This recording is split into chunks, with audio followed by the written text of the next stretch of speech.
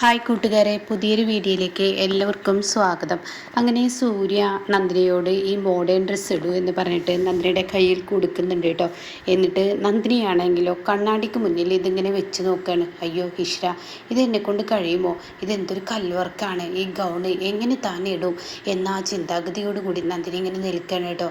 ഈശ്വര, എന്നെക്കൊണ്ട് കഴിയത്തില്ല. ഈ ധാവണിയൊക്കെ എടുത്തിരിക്കുന്ന ഈ നാടൻ വേഷത്തിൽ നടക്കുന്ന എനിക്ക് എങ്ങനെ ഈ കല്ലും മുത്തൊക്കെയുള്ള ഈ ഗൗൺ ഇടാൻ കഴിയും? അയ്യോ പറ്റത്തില്ല എന്നിങ്ങനെ നന്ദിനി ചിന്തിച്ചു പോവാണ്. അപ്പോഴാണ് കേട്ടോ നമ്മുടെ ആരതി വരുന്നത്. ആരതിയും വിവേകും കൂടി വരികയാണ്. അവരാണെങ്കിൽ കാണുന്ന കാഴ്ച, അയ്യോ ഫ്ലെക്സ്, നന്ദിനിയുടെ ആ ഫ്ലെക്സ് കാണുമ്പോൾ അവർക്ക് പറയാനില്ല. അയ്യോ ഇതെന്താപ്പത്, ഈ വീട്ടിലെ എല്ലാവരെയൊക്കെ കൂടുതൽ സ്ഥാനം നന്ദിനിക്കും സൂര്യക്കും ആണെന്ന് വരുന്നവർക്ക് എല്ലാവർക്കും തോന്നുമല്ലോ എന്നവർ പരസ്പരം തമ്മിൽ പറയുകയാണ് കേട്ടോ. അപ്പോഴേക്കും അവിടെ സൂര്യ എത്തുകയാണ്. അപ്പോൾ സൂര്യ, ആ വിവേക് നീ എത്തിയോ? അല്ലടാ ഇതെന്താ? അപ്പോൾ വിവേക് പറയുകയാണ്, ഇത് എന്നെക്കൊണ്ട് സൂര്യ ചെയ്യിപ്പിച്ചതാണ് എന്ന് അറിയാലോ എന്നിങ്ങനെ ആരതിയോട് പറയുമ്പോൾ, എന്നാൽ ഇത് ഒന്നൊന്നര പണിയാണ്, ഇവറ്റങ്ങൾക്കൊക്കെ ഇങ്ങനെയുള്ള പണി തന്നെ കൊടുക്കണം. അപ്പോൾ സൂര്യ പറയുന്നത്, അതെൻ്റെ ആരതിക്കുട്ടി പറയുന്നത് ശരിയാണ്, അത് ഏട്ടൻ്റെ അനിയത്തിക്കുട്ടി പറയുന്നത് ശരിയാണ്. ഈ വീട്ടിൽ ഇങ്ങനെയൊക്കെ ചെറുതായി തിരിച്ചടി കൊടുത്തെങ്കിലേ ശരിയാവത്തുള്ളൂ. പക്ഷേ അത് അവൾക്ക് പിടിച്ചിട്ടില്ല, നന്ദിനിക്ക് പിടിച്ചിട്ടില്ല. നന്ദിനി അതിനെ തുടർന്ന് എന്നോട് വഴക്ക് കൂടുകയാണ്, അതാണ് ഇപ്പോൾ പ്രശ്നം എന്നിങ്ങനെ സൂര്യ പറയാൻ കേട്ടോ.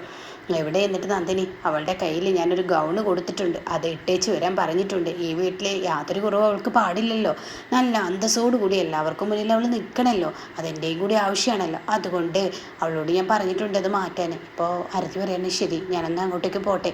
അങ്ങനെ ആരതി ധൃതി പിടിച്ച് പോകുന്ന സമയത്ത് ഗംഗ തട്ടുകയാണ് കേട്ടോ. ഗംഗ പറയണേ, ആരാ എന്താ എന്നൊക്കെ ചോദിക്കുമ്പോൾ, ഞാൻ നന്ദിനിയുടെ ഫ്രണ്ടോ. ഓ നന്ദിനി കൊച്ചിൻ്റെ, സൂര്യയുടെ ആ വൈഫ് ഇല്ലേ? അതെ അതെ. അപ്പോൾ വെള്ളം കുടിച്ചോ? ആ കുടിച്ചു എന്നിങ്ങനെ പറഞ്ഞിട്ട് മേലോട്ട് കയറി പോവാണ് കേട്ടോ. അവളാണെങ്കിൽ കാണുന്നവരെല്ലാം തട്ടുന്നുണ്ട്. അവളുടെ പദ്ധതി, അതായത് അവളുടെ പദ്ധതി നടപ്പിലാക്കാനുള്ള പരിപാടിയാണ്, അത് നടക്കും ചെയ്യും കേട്ടോ. അപ്പോൾ ആത്മാ ആകെ നാണം കെടുകയാണ്. അങ്ങനെ നന്ദിനി ഗൗണും പിടിച്ച് നിൽക്കുന്ന സമയത്താണ് അങ്ങോട്ടേക്ക് ആരതി കയറി വരുന്നത്. ആരതി നന്ദിനി എന്ന് പറഞ്ഞ് വിളിക്കുമ്പോൾ നന്ദിനി തിരിയുന്നത് ഈ ഗൗണുമായിട്ടായിരിക്കും കേട്ടോ. അപ്പോൾ ഉടനെ, ഇതെന്താടി നിൻ്റെ കയ്യിൽ, ഇതെന്താ സംഭവം എന്ന് ചോദിക്കുമ്പോൾ, ഓ എനിക്കറിയത്തില്ല, മോഡേൺ ഡ്രസ്സാണെന്ന് പറഞ്ഞ് സൂര്യ സാറ്, അയ്യോ ഇങ്ങ് നോക്കട്ടെ എന്ന് പറഞ്ഞിട്ട് നോക്കുമ്പോൾ അത് നല്ല കല്ലിലൊക്കെ വർക്ക് ചെയ്ത അടിപൊളി ഡ്രസ്സ് കേട്ടോ. അയ്യോ പറയാനില്ല, ഈശ്വരാ എന്തൊരു ഭംഗിയാണ് നന്ദിനി, എന്ത് ഡ്രസ്സാണ്. അയ്യോ ഇതിൻ്റെ കല്ലൊക്കെ കാണാൻ എന്തൊരു ഭംഗിയാണ്, ഇതൊക്കെ എന്തൊരു ഭംഗിയുള്ള കല്ലാണ്, ഇതിനൊക്കെ നല്ല വിലയുണ്ടാവും എന്നൊക്കെ ഇങ്ങനെ ആരതി നിൽക്കാതെ ഇങ്ങനെ പറഞ്ഞുകൊണ്ടിരിക്കണം കേട്ടോ. നന്ദിനിക്കാണെങ്കിൽ അതൊട്ടും ഇഷ്ടപ്പെടുന്നില്ല. എൻ്റെ ആരതി നീ ഒന്നും മിണ്ടാതിരുന്ന്, ഇതെന്തോന്ന് ഡ്രസ്സ്, ഇതെന്ന് എന്നെക്കൊണ്ട്, എൻ്റെ നന്ദിനി നീ എല്ലാവർക്കും മുന്നിൽ തിളങ്ങി നിൽക്കാനില്ലേ സൂര്യ ഇതൊക്കെ ചെയ്യുന്നത്? ഞാൻ എല്ലാവർക്കും മുന്നിൽ അപമാനിത്. പിന്നെ നിനക്ക് വേണ്ടിയല്ലേ സൂര്യ ഫ്ലെക്സൊക്കെ ഉമ്മറത്ത് വെച്ചിരിക്കുന്നത്? എന്തൊരു ഭംഗിയാടി, ഇവിടെ എല്ലാവരും നിന്നെയാണ് അടിപൊളിയെന്ന് പറയത്തുള്ളൂ. അത് കേൾക്കുന്ന നന്ദിനി പറയണം, ആ ഫ്ലെക്സും കുടിയും ഒക്കെ പാടെ ഇവിടെ തലവേദനയാണ്. ഈ വീട്ടിൽ ഇനി ഒരു ഭൂകമ്പം നടക്കും എന്ന പേടിയിലാണ് അതിലെല്ലാം ഇരയാവുന്നത്. സൂര്യ സാർ എന്നെയാണ് പിടിച്ച് വലിച്ചിടുന്നത്. അത് കേൾക്കുന്ന ആരതി, എന്താ നന്ദിനി നീ പറയുന്നത്? നിന്നെ എല്ലാവരും ചവിട്ടി താഴ്ത്തുമ്പോൾ സൂര്യയുടെ കടപ്പാടല്ലേ, എൻ്റെ ഏട്ടൻ്റെ കടപ്പാടല്ലേ നിന്നെ പൊന്തിക്കുക എന്നുള്ളത്? നീ അവൻ്റെ ഭാര്യയാണെന്ന് മറ്റുള്ളവർ മനസ്സിലാക്കണ്ടേ? എൻ്റെ ഏട്ടൻ്റെ ഭാര്യയാണെന്ന് മനസ്സിലാക്കാത്ത സ്ഥിതിക്ക് അവരെ മനസ്സിലാക്കാൻ ഇതൊക്കെ തന്നെ ഉള്ളു വഴി. എന്തായാലും ആ ഫ്ലെക്സ് അത് ഇവിടുത്തെ ഓരോന്നിൻ്റെയും മനസ്സിൽ കുത്തി കയറിയിട്ടുണ്ടാവും. അത് നല്ല കാര്യം തന്നെ ഏട്ടൻ ചെയ്തത്. എൻ്റെ അരുതി നീ വെറുതെ ഓരോന്നിങ്ങനെ പറഞ്ഞിങ്ങനെ പൊക്കാതെ. ഏട്ടനത് കേട്ടാ, സുരിസർ അത് കേട്ടാ തീർച്ചയായും അതിമ കയറി പിടിക്കും. പിന്നെ ഞാൻ പറഞ്ഞതിൽ എന്താ തെറ്റ്? അപ്പോഴാണ് കേട്ടോ ഹരിത അങ്ങോട്ടേക്ക് കയറി വരുന്നത്. ആരടി ഈ നിൽക്കുന്നവള് എന്നിങ്ങനെ നന്ദിനിയോട് ചോദിക്കുകയാണ്. അപ്പോൾ ഹരിതയോട് പറയാണ്, ഇത് ഞാൻ ഇവളുടെ ഫ്രണ്ടാണ്. ഫ്രണ്ടും ബ്രാക്കും എന്തിനാ ഇങ്ങോട്ടേക്ക് വന്നിരിക്കുന്നത്? അത് കേൾക്കുന്ന നീ ആരണവോ ഇത് ചോദിക്കാൻ എന്ന് ആരതി അപ്പോഴേക്കും ചോദിക്കുകയാണ് കേട്ടോ. അത് കേട്ട് ഹരിത, ഞാൻ ആരെന്നോ എന്താ? അപ്പോഴേക്കും നന്ദിനി പറയണേ, ആരതി ഇതിൻ്റെ മുകളിൽ ഒരു പ്രശ്നം ഉണ്ടാക്കണ്ട, ഇവിടുത്തെ പത്മ മേഡത്തിൻ്റെ ആങ്ങളയുടെ മകളാണ് അമേരിക്ക. ഓ ഇവളാണ് ഇല്ലേ അമേരിക്കയിൽ നിന്ന് വന്നത് എന്നപ്പോഴേക്കും ആരതി പറയണം കേട്ടോ. അപ്പോഴേക്കും ഇവളെന്നോ? താൻ എങ്ങനെ എന്നെ ഇവളെന്ന് വിളിക്കുന്നത്? ഞാൻ ഈ വീട്ടുകാരിയാണ്, എന്നെ അവള് എന്നും വിളിക്കാനുള്ള ആ ഒരു അന്തസ്സ് നിനക്കില്ല. ഓ അങ്ങനെയൊന്നും വിളിക്കാൻ അന്തസ്സ് വേണമെന്ന് എനിക്കറിയില്ലായിരുന്നു എന്ന് ആരതി പറയണം കേട്ടോ. അപ്പോഴേക്കും നന്ദിനി, ആരതി നീ ഒന്നും മിണ്ടാതിരിക്കാൻ പറ്റത്തില്ല. അപ്പോഴേക്കും നീ എന്താടി പറഞ്ഞത്? ഫ്ലെക്സിനെ കുറിച്ചില്ലേ? ഫ്ലെക്സ് വെച്ച് മറ്റുള്ളവരെ തോൽപ്പിക്കാമെന്നൊക്കെ സൂര്യ കരുതിയിട്ടുണ്ടെങ്കിൽ അങ്ങനെയൊന്നും ഇവിടെ ആരും തോൽക്കത്തില്ല. ഈ വീട്ടിലെ എല്ലാം കൊണ്ടും മഹാറാണി ഞങ്ങളുടെ പത്മ മേഡം തന്നെയാണ്, അതായത് പത്മ ആൻറ്റി തന്നെയാണ്. അല്ലാതെ ഇവളെ കുറച്ച് ഫ്ലക്സ് വെച്ചിങ്ങനെ കുളിർക്കെ കാണിക്കുന്ന വിധത്തിൽ വെച്ചോണ്ടൊന്നും ഇവിടെ ആരും ഇവളാണ് ഇവിടുത്തെ മഹാറാണി എന്ന് പറയത്തില്ല, പത്മ മേഡമാണ്. അപ്പോൾ അത് കേൾക്കുന്നതിനോടുകൂടി ഉടൻ തന്നെ ഹാരതി, ഇതിപ്പോൾ നിന്നോട് പറയാൻ ഞങ്ങളാരും വന്നിട്ടില്ലല്ലോ, ഞാൻ നന്ദിനി ഞങ്ങൾ തമ്മിൽ പരസ്പരം സംസാരിക്കുന്നത്, നീ ആരപ്പോൾ ഇതൊക്കെ ചോദ്യം ചെയ്യാൻ? അത് കേട്ടോടെ തന്നെ, നീ ആരടി? ഈ വീട്ടിലെ നന്ദിനി എന്ന് പറയുന്ന ഈ വീട്ടിലെ വേലക്കാരി, അടിമ, അവളുടെ ദേഹത്തിലൂടെ ഒഴുകിപ്പോകുന്ന അടിമ രക്തമാണ്. ആ അടിമയുടെ കൂട്ടുകാരി ഈ വീട്ടിലും അടിമയാണ്. അപ്പോൾ അത് കേൾക്കുന്ന ആരതി പറയും, അത് നീയാണ് തീരുമാനിക്കുന്നത്, ഇവിടുത്തെ സൂര്യയുടെ ഭാര്യയാണെന്നാണ് ഞാൻ അറിഞ്ഞിടത്തോളം. അത് നീ അറിഞ്ഞത്?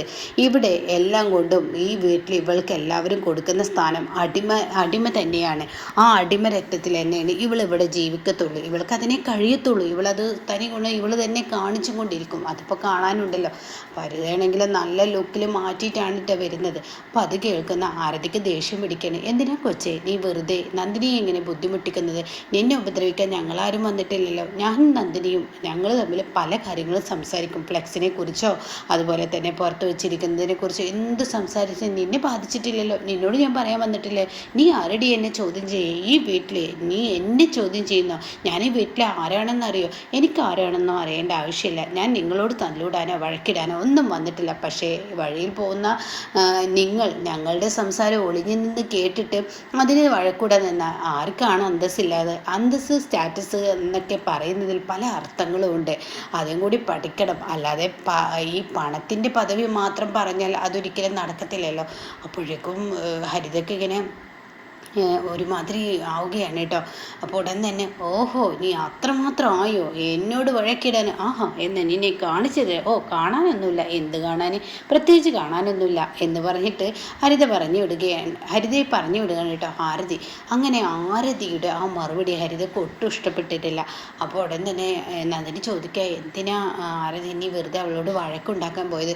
ഇനിയിപ്പോൾ അവൾ ഇതിൻ്റെ പേരിൽ ഇവിടെ ഒരു പ്രശ്നം ഉണ്ടാക്കാൻ വരട്ടെ തന്നെയാണ് വേണ്ടത്.